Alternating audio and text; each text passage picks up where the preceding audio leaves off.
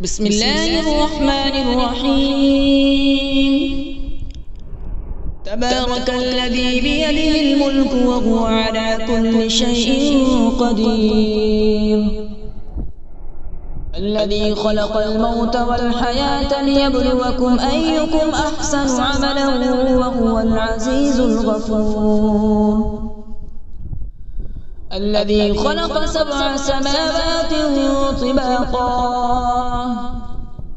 ما ترى في خلق الرحمن من تفاوت، فارجع البصر هل ترى من فطور، ثم ارجع البصر كرتين ينقلب إليك البصر خاسئا وهو حسير، ولقد زينا السماء الدنيا بمصابيح وجعلناها رجوما للشياطين وأعتدنا لهم عذاب السعير،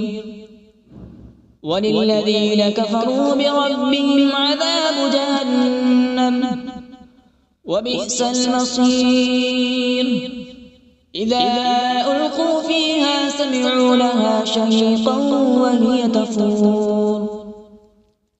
تكاد تميز من الغيظ، كلما ألقي فيها فوج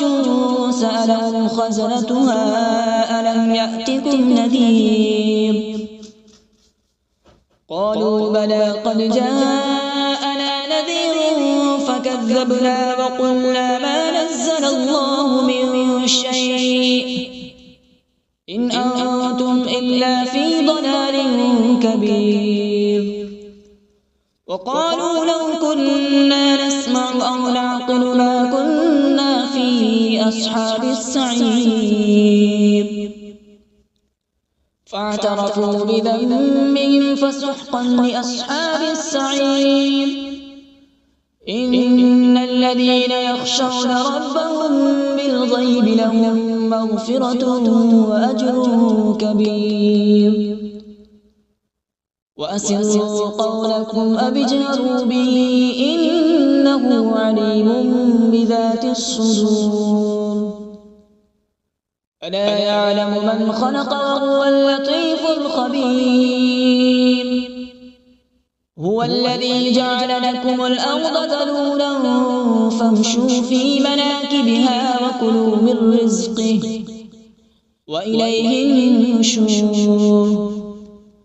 أأمنتم من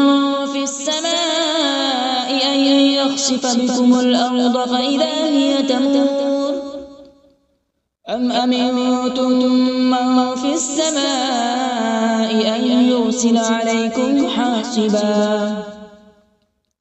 فستعلمون كيف نذير، ولقد كذب الذين من قبلهم فكيف كان نكير، أولم يروا إلى الطير فوقهم صافات ويقبض ما يمسكون إلا الرحمن إنه بكل شيء بصير، أمن هذا الذي هو جند لكم ينصركم من دون الرحمن إن الكافرون إلا في غرور، أمن هذا الذي يرزقكم إن أمسك رزقه بل لجوا في عتو ونفور،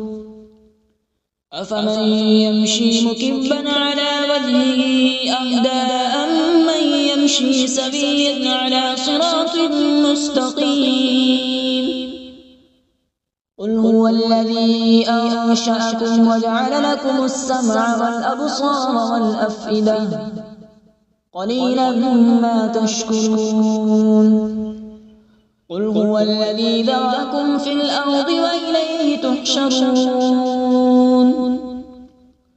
ويقولون متى هذا الوعد إن كنتم صادقين،